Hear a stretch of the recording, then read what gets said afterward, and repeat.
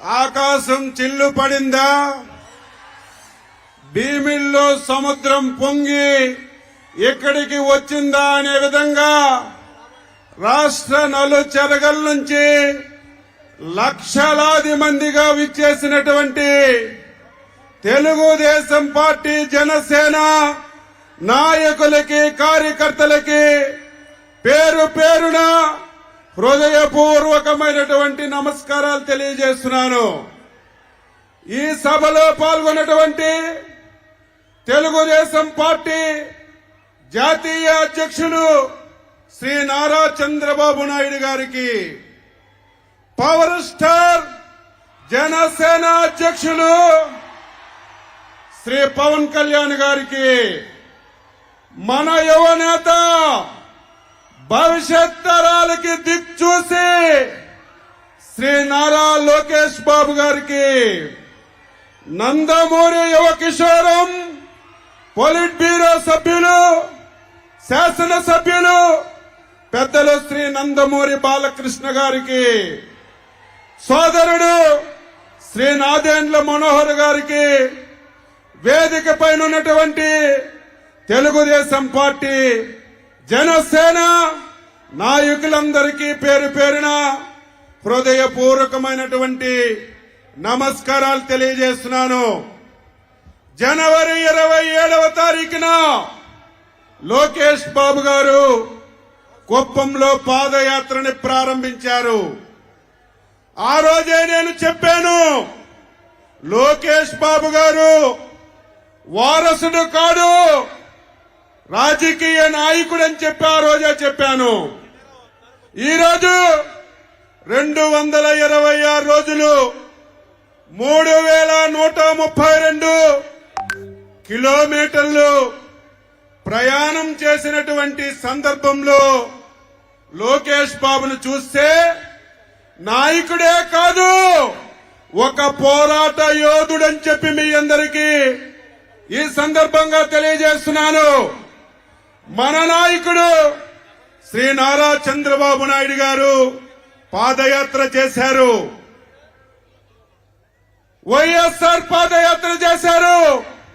Psycho Jaganmohan Reddy కూడా ఈ రాష్ట్రంలో పాదయాత్ర చేశారు. వారు చేసిన పాదయాత్రలకి ఎక్కడ కూడా ఆటంకాలు కలగలేదు, అడ్డంకులు కలగలేదు. మన యువనేత చేసినటువంటి పాదయాత్రకి సైకో జగన్ ఎన్ని ఇబ్బందులు పెట్టాడు, ఎన్ని అడ్డంకులు సృష్టించాడు, ఎన్ని వేధింపులు చేశాడు, ఎన్ని కేసులు పెట్టాడు, ఎన్ని దాడులు చేశాడో మనందరం చూశాం. ఈ సవాళ్లన్నీ అధిగమించి ఇది యువగలం కాదు, ప్రజాగలమని నిరూపించినటువంటి నాయకుడు మన నాయకుడు లోకేష్ బాబు గారని ఈ సందర్భంగా తెలియజేస్తున్నాను. పాదయాత్రలో మనం చూశాం, ఎంతో చైతన్యాన్ని ప్రజల్లో కల్పించాడు, బాధితులని ఓదార్చాడు, చాలా వరకు ప్రభుత్వం చేస్తున్నటువంటి తప్పులని, అవినీతిని ఎండగట్టాడు. బడుగు బలహీన వర్గాలకి ఒక నాయకుడిగా కష్టాలని, సుఖాలని విని ఆందగా ఉన్నాడు. ఇటువంటి నాయకుడు రేపు మనకి భవిష్యత్ నాయకుడని చెప్పి మీ అందరికి కూడా తెలియజేస్తున్నాను. ఈ రోజు ఈ సభకి ఒక ప్రాధాన్యత ఉంది.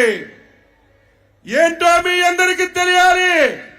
మన యువ నాయకుడు 3132 కిలోమీటర్లు పాదయాత్ర చేసి విజయవంతంగా చేసుకున్నటువంటి సభ.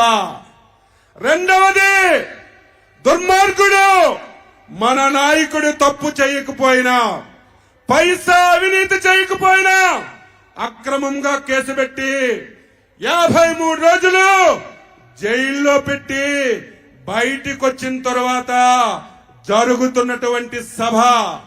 మూడవది, రేపు 2024లో తెలుగుదేశం పార్టీ, జనసేన ఎన్నికల శంఖారావంలో చంద్రబాబు నాయుడు గారు పవన్ కళ్యాణ్ కలిసి పాల్గొన్నటువంటి సభ. అందుకే ఈ సభకి ఎవరం ఊహించలేదు, మేము ఊహించలేదు. లక్షలాదిగా వచ్చారు, గ్రౌండ్ నిండిపోయింది. ఇటు 60 కిలోమీటర్లు, ఇటు 60 కిలోమీటర్లు, ఎక్కడ చూసినా సరే జన ప్రభంజనం అని చెప్పి ఈ సందర్భంగా మీ అందరికీ తెలియజేస్తున్నాను. తెలుగుదేశం పార్టీ కార్యకర్తలారా, జన సైనికులారా, మనమందరం కలిసి పనిచేయాలి. ఈ మూర్ఖుడు జగన్మోహన్ రెడ్డి మనం ఎప్పుడైతే కలిసామో కొత్త డ్రామాలు ఆడుతున్నాడు. ఆ డ్రామాలే బలహీన వర్గాలని మన పార్టీలకి దూరం చెయ్యాలని ఒక దుర్బుద్ధితో ప్రయత్నం చేస్తున్నాడు. జగన్మోహన్ రెడ్డి బలహీన వర్గాలకి, తెలుగుదేశం పార్టీకి దూరం చేయడం నీ తరం, నీ తండ్రి తరం, నీ తరం కాదు అని చెప్పి మీ అందరికీ తెలియజేస్తున్నాను. ఈ రోజు తెలుగుదేశం పార్టీ బలహీన వర్గాల పునాదులు పట్టినటువంటి పార్టీ. బలహీన వర్గాలకి తెలుగుదేశం పార్టీ వచ్చిన తర్వాత అన్ని విధాలా ఆదుకున్నటువంటి పార్టీ తెలుగుదేశం పార్టీ అని చెప్పి ఈ సందర్భంగా మీ అందరికీ తెలియజేస్తున్నాను. తెలుగుదేశంలో, జనసేనలో బలహీన వర్గాలు నాయకులుగా పనిచేస్తున్నాం. వైసీపీలో బలహీన వర్గాలు బానిసలుగా పనిచేస్తున్నారు.